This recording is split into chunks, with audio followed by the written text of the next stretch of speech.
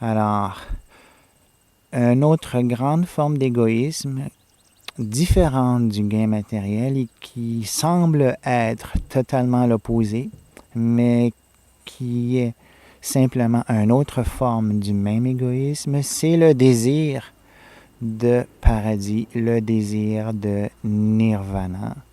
Ce désir-là est encore un très grand égoïsme, plus subtil, plus difficile à cerner, mais si on est bien attentif, on peut se rendre compte assez rapidement et facilement que c'est un grand égoïsme.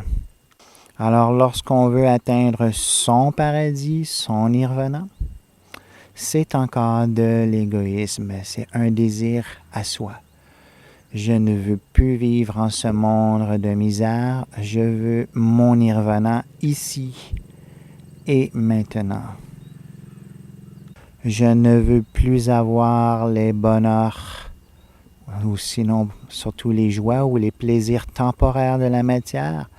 Je veux avoir le bonheur infini du monde spirituel pour moi.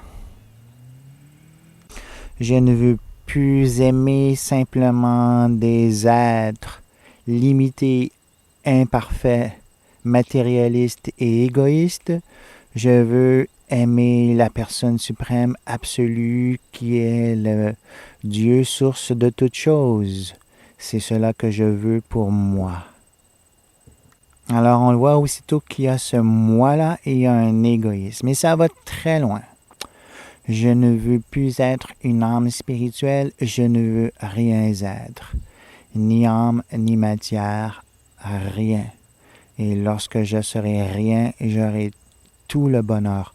Je serai bonheur. Alors, analysez bien avec introspection, il y a un je ici. Il y a un désir de ce je-là, de ce je égoïsme qui veut quelque chose pour lui-même. Alors, ce je-là est très difficile à détruire, très difficile à subjuguer. C'est une voix très forte qui prend le dessus, mais les sages ont dit que ce n'est pas quelque chose d'impossible.